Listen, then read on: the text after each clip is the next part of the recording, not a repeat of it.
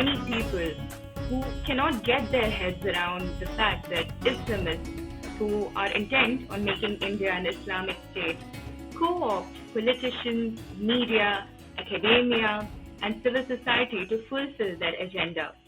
For such people, they still think that it is just a conspiracy theory. They do not understand the nexus of vested interests working hand in glove with Islamists to make India an Islamic state. So, for those people, for such people, can you give specific examples and evidence to help them understand the reality, the extent of what is happening?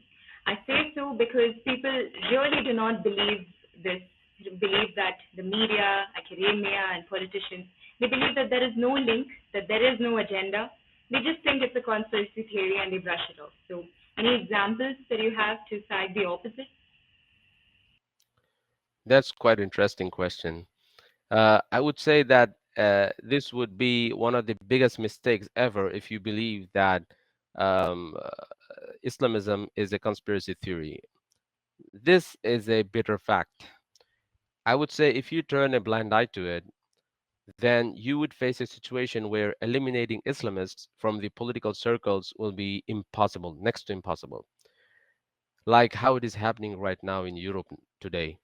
Today, Europe is frustrated with the radical ideology of the Islamists, but unfortunately, they cannot get rid of it because it was Europe who gave refuge to the Islamists under the garb of freedom of speech and liberty.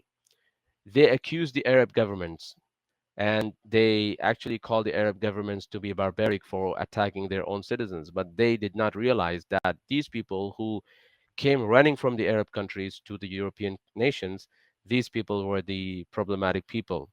So they gave them the red carpet, and today they want to get rid of it, and they cannot get rid of it. So Muslim Brotherhood, interesting thing here is Muslim Brotherhood, it actually started in Egypt, but it's no more in Egypt today, no more in Saudi Arabia, no more in UAE, no more in Bahrain. They're all banned. Egypt, Muslim Brotherhood doesn't exist in the Middle East today. But interestingly, they exist in the Western countries, especially in UK, in Canada, in US. And interesting thing here is they have also taken, lobbying position in Washington D.C. They occupy lobbying position in Washington D.C. This is quite problematic. So the first thing they do, the Muslim Brotherhood, the first thing they do is they penetrate into the universities, they penetrate into the media, and from there they level up and they lobby with the politicians. So when they came to seek refuge in Saudi Arabia during the time of King Faisal, rahimahullah, when they came to Saudi Arabia, they were exiled from Egypt. So King Faisal felt that these people are poor, innocent people, so he gave them refuge in Jeddah. So they came and settled down in Jeddah since they were well educated and they had degrees in, engineering and medicine. So King Faisal, they told them to teach in the universities, in the colleges, and they penetrated into the universities. And during the Arab Spring, Saudi Arabia realized that it was a mistake to give them refuge in Saudi Arabia because they backstab you. They spit on the hand which feeds you. This is what the Islamists do. Okay, and we should thank the current Crown Prince Mohammed bin Salman and the King Salman bin Abdulaziz Al Saud. We should thank them because they have carried out blanket ban against Islamists and the Muslim Brotherhood without any if and without any but. Even in India today, the white collar Islamists have infiltrated into educational institutes, and their nexus is very huge. Their nexus is really very huge. The socialists, the communists, and all these leftist groups warmly collaborate with the Islamists. And the interesting thing is, Islamists believe in the supremacy of Islam, while communists don't believe in any religion. Yet they collaborate because both of them carry the same anti establishment and anti state behavior, anti state attitude. Because of this, the Islamists and the socialists, and the communists and the leftists, all of them, they collaborate against the state. And we need to also look at who are actually joining the Islamists or the leftists. The frustrated youth, the jobless youth. There are a lot of frustrated and jobless youth in our country who are frustrated with their own lives. Some are frustrated with their sexual life. Some are frustrated with their economical life. Some are frustrated with their jobs, and some are frustrated with their families. So they want to vent out this frustration to against whom they're gonna do this. So obviously they'll be blaming. They need someone to blame their frustration.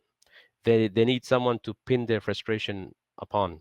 So the leftists and the communists and the Islamists, they use and exploit this frustration, and they say that, you know, you're frustrated because of the government.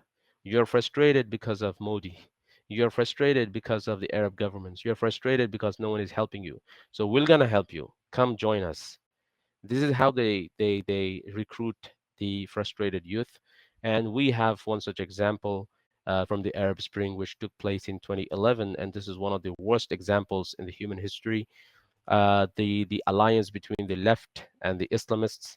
It took place under the Obama administration, and the hardcore Islamists were handpicked, and the radical terrorists were handpicked by the Obama administration from Libya, from Syria. They were all handpicked, and they were mobilized, and they were used by Obama and Hillary Clinton to dethrone the Arab governments. And when the work was done, when the work was over, they left the countries in the hands of terrorists and the private militias. And you see today what is the outcome of these of these protests. What is the outcome of this? Syria is the example, Libya is the example, Tunisia is the example, Morocco is the example. Anyway, Morocco and Tunisia, they try to come out of that nightmare of Arab Spring, but still the scars are left on their history. And interestingly, the Arab Spring, when it was taking place, the left media and the politicians and all these big shots, they were supporting the Arab Spring. And it all went into the drain today, and a lot of human lives were lost, and a lot of children lost their parents, and a lot of people who used to live in mansions are now living in the refugee camps. So this is what the left and the Islamists have to give you. And if you ignore it, and if you say that, no, no, no, it's all conspiracy theory, then you'll be living in a la la land.